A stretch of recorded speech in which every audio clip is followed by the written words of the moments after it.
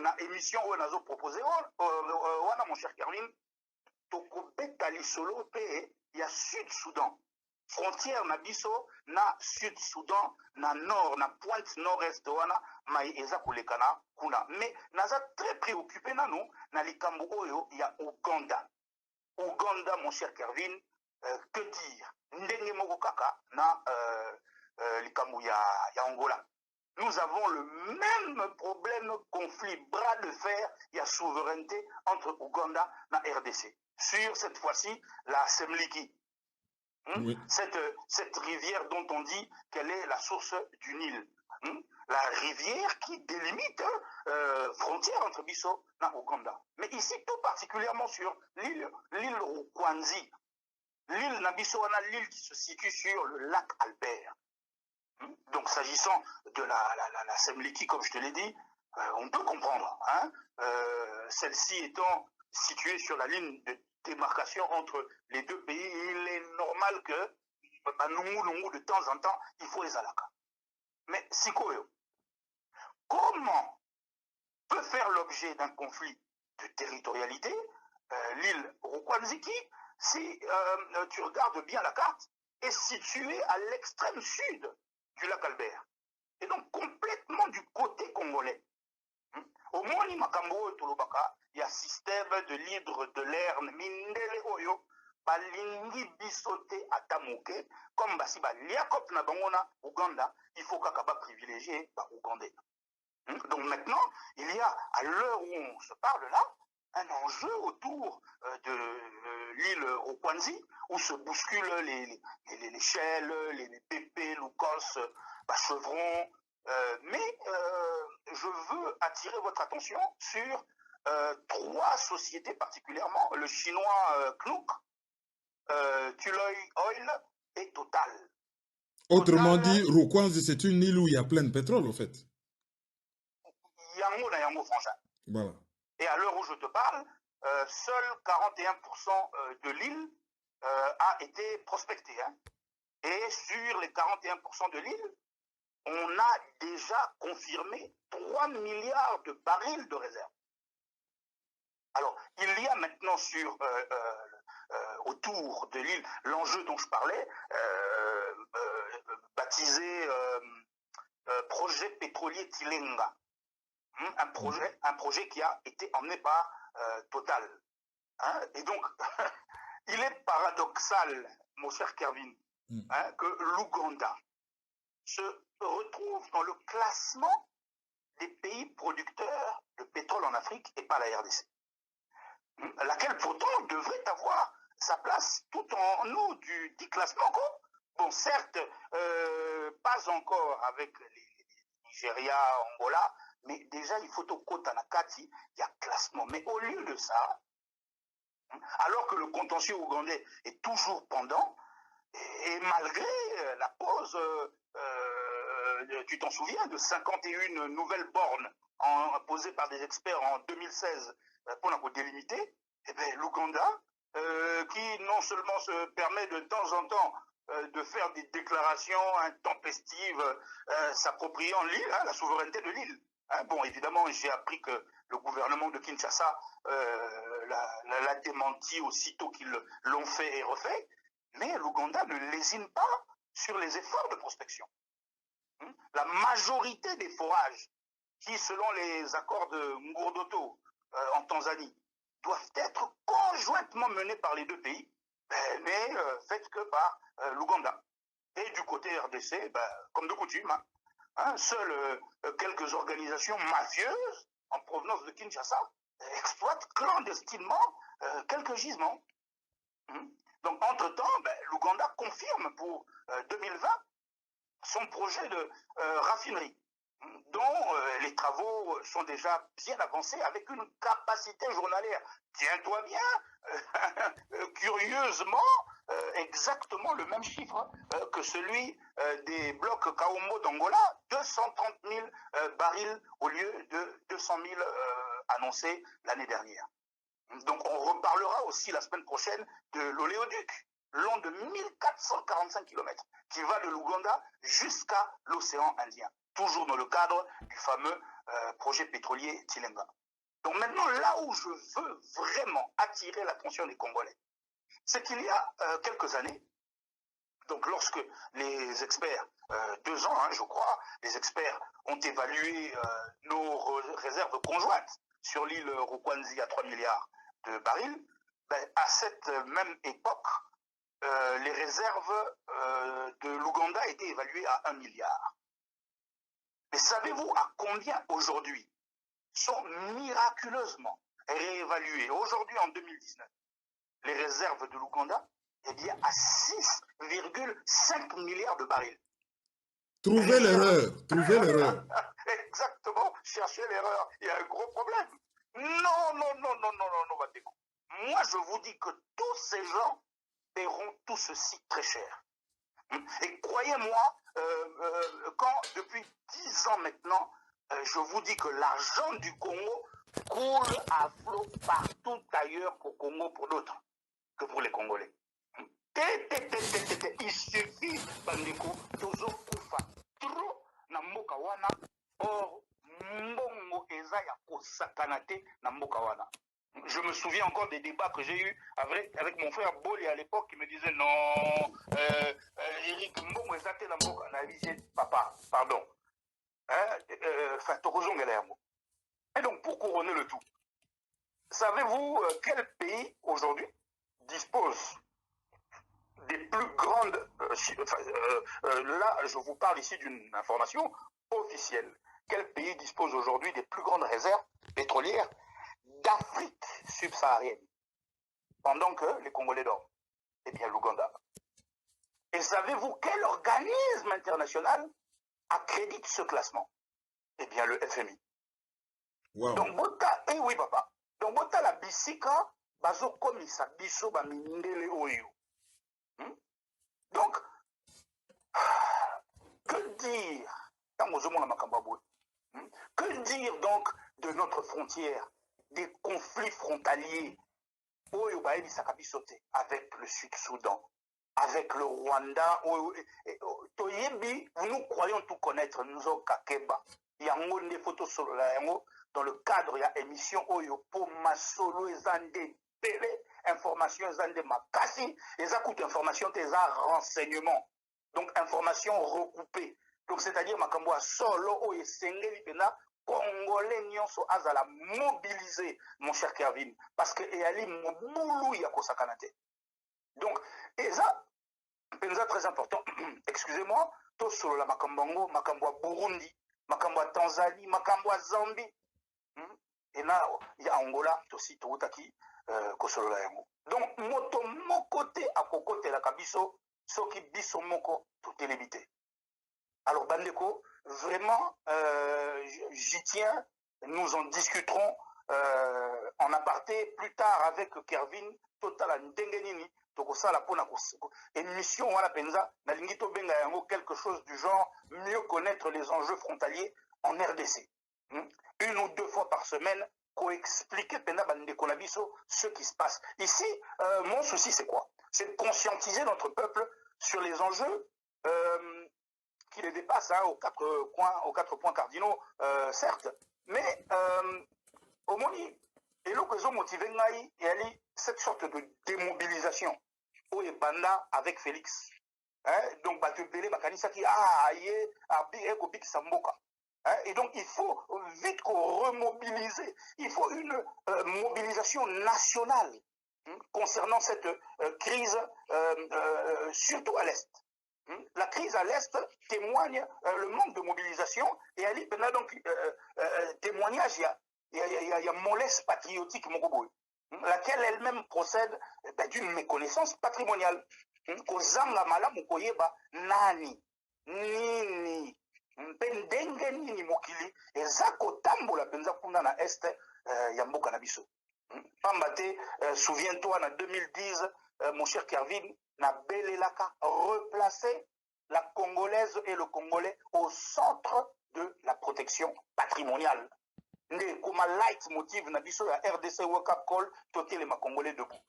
Mouvement citoyen na biso. Donc, nous reviendrons dès la semaine prochaine na Makambouana les grands enjeux. Dans lac Kivu, ainsi que son île Idjoui. Île Idjoui Nabiso, notre précieuse île Idjoui. Makambouana Nyonso, il faut tout solo la yango. Le point frontalier terrestre le plus proche de Kigali, notre île Idjoui. Parce que Batumingi Baïba ah, mais Goma, Sokotamboli Kara Makolo, on connaît directement na analyse, na Kizeni. Oui, certes, mais Sokotali, par exemple, Bunaga na Likolo Kunaboe, wana yali pena point frontalier na biso we koti mingi na kati ya Rwanda mais Sokotali Bunaga na mesuré na Kigali il y a 145 km na bandi et Kabuli bango yende ali le deuxième point le plus proche ya capitale ya Kigali mais oyo penze za pembeni alors na kopete la bino lisolo wana il y a de la matière au Congolais il faut bayeba. Alors, grâce à l'information, on a justement, nous pourrons faire la démonstration qu'il n'y a pas de Banyamou Lengue en RDC. Parce que Moko Nabangote Azali, comme par hasard, signalé les Sikawana, Ndengedini. Donc, Bandeko, ce qui se passe, Namboka Nabiso, du parc de la Garamba là-bas, sur la frontière avec le Sud-Soudan, jusqu'à la forêt de la botte du Katanga, frontière avec la Zambie, et Zasomo. Donc, en passant bien sûr par les lacs Albert et Edouard, frontière avec l'Ouganda, le lac Kivu, frontière avec le Rwanda, ainsi que nos parcs Virunga, Okititi, Kaouzi-Biega, lac Nabiso, Tanganyika, frontière avec Burundi, Tanzanie et Zambie. Tu te souviendras, mon cher Kervin, du projet que j'ai proposé à l'époque, le projet CEET, la communauté économique des États du Tanganyika, lorsque tu as participé à la conférence que j'ai donnée autrefois, en 2010 à la Sorbonne. Donc, je vais vraiment sensibiliser Bande Konabiso sur un point de détail très précis qui est la différence insolite qu'il y a entre activités qui s'opèrent d'un côté de la frontière et de l'autre. Je veux vraiment placer le curseur sur cette différence phénoménale. Donc, au Tali Maye, ezo salema na RDC.